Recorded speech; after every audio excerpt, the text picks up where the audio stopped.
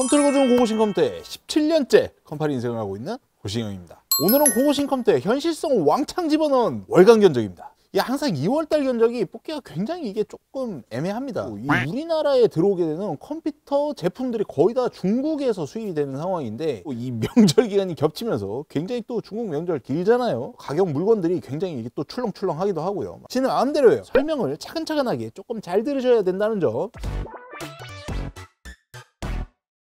쿨러 같은 경우에는 원타워 쿨링 저는 원타워 쿨링 같은 경우에는 AG400을 조금 많이 쓰는 편이고요. 투타워 쿨링 AG620 이걸 조금 많이 씁니다. 조금 더 좋은 쿨링이 필요하다 그러면 어쌔신3 따지고 보다 보니까 다 디쿨 회사 거긴 하지만 뭐 받은 거는 아무것도 없습니다. 가성비가 진짜 짱. 투타워 같은 경우는 보통 13600K 요거 아니면 뭐 2열 순행을 쓰는데 2열 순행 같은 경우는 사실 순행 자체가 조금 거부 반응이 있는 분들도 많고 그래서 거의 보통 공랭 쪽으로 13세대 i7 요 친구 같은 경우에는 3열 순행을 넣어주시는 게 좋습니다. 게임만 하신다고 해서 어쌔신3 요 제품을 선택하시는 분들도 있긴 한데 진짜 게임만 하시면 괜찮거든요. 근데 사실 뭐 쓰시다 보면 다른 것들도 조금씩 하잖아요.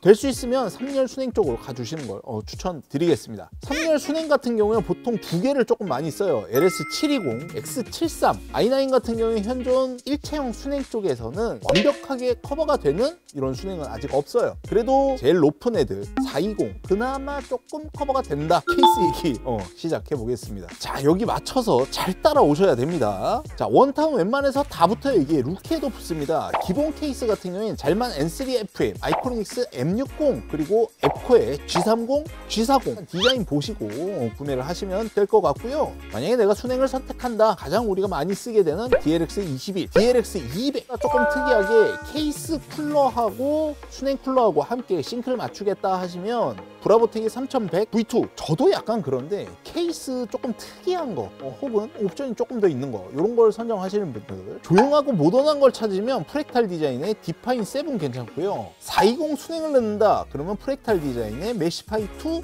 엑스라지 420을 넣는데 예산이 빠듯하다 다크플래시의 DS5000 메쉬 특이한 감성을 찾는다 그러면 511D 에보 안텍 토크 제품 정도. 근데 뭐 보시면 아시겠지만 위로 가면 갈수록 가격이 꽉하니까 그래픽 쿨러가 3개짜리다 그러면 DLX 이상급으로 보시면 되고 쿨러가 2개다 그러면 기본 케이스 안쪽으로 선정하셔도 뭐 크게 무리는 없습니다. 이번 월간 견적 같은 경우에는 가성비 컨셉충으로 한번 일단 잡아봤습니다. 가성비라는 건 가격 대비 효율이 좋은 걸 얘기하는 거예요. 싼데 쓸만한 거 말씀드린 거예요. 싼 거 추천했다고 막 오해하실까봐 기본 형태인 사무용 가정용부터 한번 시작해 보겠습니다. 자, i3 12100, 5600G 둘이 요번에 최강자를 가렸는데 각각의 강점들이 있기 때문에 이 둘의 견적을 볼 겁니다. 사무용 같은 경우엔 개인적으로 인텔 싱글코어가 강하게 좀 더 빠릿빠릿하게 잘 넘어가는 그런 느낌으로 넘어가집니다. 사실 둘 다 어디에 사용하셔도 괜찮은데 사무 업무는 큰 작업을 잘 안 돌리기도 하고요. 한 명이 보편적으로 많이 사용하죠. 내장 그래픽이 좀 더 AMD가 강하고 내장 그래픽이 강하다는 건 또 뭐냐? 우리 또 학생들, 초등학생 간단한 게임 만듭니다. 또 엄마도 쓰고 아빠도 쓰고 아들도 쓰고 하다 보니까 짜질짜질하게 깔려있는 프로그램들이 점점 많아져요. 짜질짜질한 백그라운드 프로그램들이 많아지면서 싱글 성능보다는 멀티 쪽으로 조금 더 강한 AMD가 가정용으로 좀 더 맞는 것 같습니다. 가장 저렴하게 뽑은 견적 둘입니다. 둘의 성능 차이는 빠릿함의 싱글은 10% i3가 좋고요. 작업 처리 능력의 멀티는 24% 5600G가 조금 더 좋습니다. 둘 다 정품 쿨러 정도로도 충분히 가능한 수준이긴 한데 소음에 조금 예민하신 분들은 쿨러를 선택하셔서 들어가시면 됩니다. 가격이 P31 지금 가격이 조금 이상해요. 가격이 돌아오기 전까지 PM9A1으로 선정하셔서 쓰시면 되고 M.2 방열판이 없는 보드들을 지금 선정을 했다 보니까 방열판 몇천 원짜리 하나 정도 넣어주면 좀 안정성이 조금 더 괜찮을 것 같고요. 좀 더 높은 사양의 게임을 돌리시겠다 그러시면 3060이 포함된 100만 원짜리 FHD 게임용 제품입니다. 일단 단일 모니터 게임용으로 가장 추천드릴 만한 사양은 AMD 항상 가장 많이 추천드리는 사양이고 가장 많이 팔리는 제품이고 고장날 때까지 사용하시면 그때 가서 또 100만 원대 이렇게 가시면 가장 좋습니다. 또 두 번째 추천은 인텔. 게임 쪽에서는 둘 다 비슷합니다. 작업을 좀 하거나 게임하시면서 듀얼 모니터로 이것저것 조금 많이 켜두시면 인텔 쪽으로 키 뭐 하는 게 없다 그러시면 AMD 쪽으로 가시면 되고 둘의 성향에 따라 편하게 가시면 됩니다. 빠릿한 싱글에선 인텔이 싱글 5%, 컴퓨터 작업 능력에선 멀티 6%, 가격은 10% 정도 조금 더 비싸고요.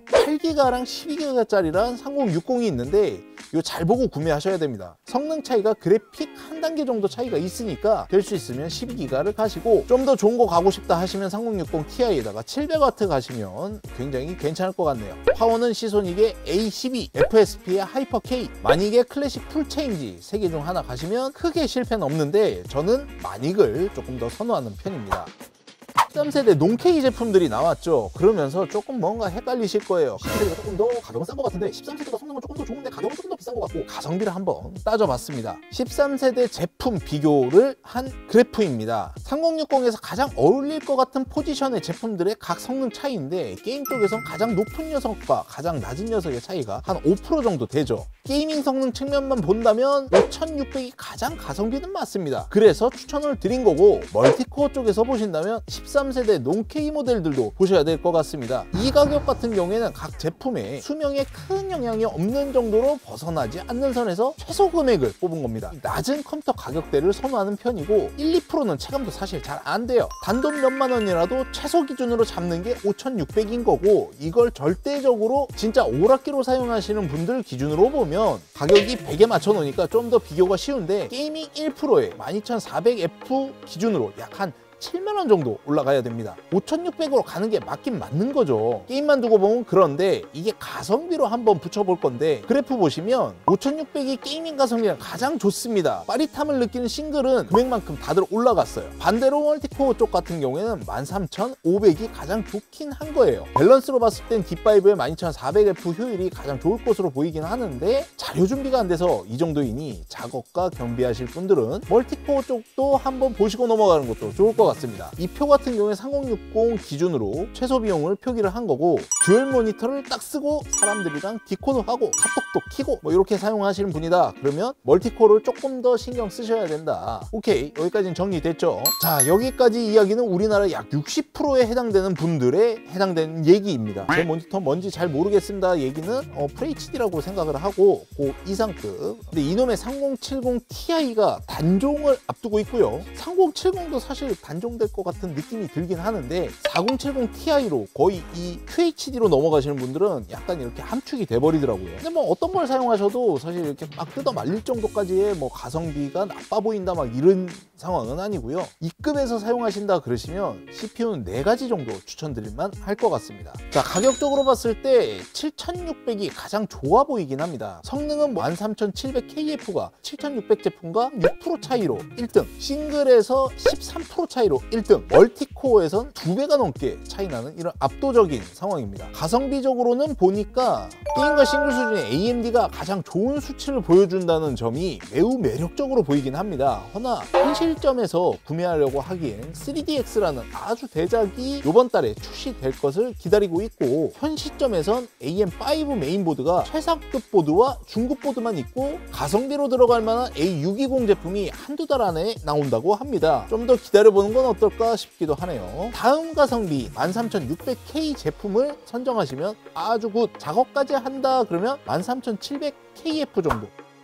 자, 간단한 2D 포토 일러 캐드 내장 그래픽이 필요하신 요런 분들 이제 요거 보셔야 되는데, 요 그래프 한번 보여드리겠습니다. 애초에 기본 베이스가 같아요. 3개의 친구가 딱 10만원 정도 차이가 나요. 그러다 보니까 그래픽 성능은 거의 필요 없는 내장 그래픽을 사용하신다면 13500이 가장 좋아 보입니다. 이 정도 하시면 기본적인 FHD 영상 편집은 모두 다 가능합니다. K 영상 편집은 에펙만 사용 안 하시면 원활할 것 같고요. 간단하게 생각나는 작업용, 게임용 FHD까지 오늘 한번 알아봤습니다. 좀 더 딥하게 알만한 작업용이 있거나 하시면 다다음 주에 제가 이 월간 견적을 작업용을 하나 더 뽑을 거예요. 어떤 쪽에 작업용이 핫한지 혹은 내가 필요한 건지, 자, 댓글 남겨주실 때 용도 그리고 금액 부분 함께 남겨주시고 요거에 준할 만큼 빡세게 준비를 한번 해보겠습니다. 이 컴퓨터 견적이라는 게 큰 틀만 있지 이게 사람마다 사실 다 짜질짜질하게 조금씩 다 달라요. 나의 용도가 조금 특별해서 진짜 조금 더 확실하고 디테일한 견적을 뽑고 싶다면 아래 보시면 그 네컷 맛이라고 있거든요.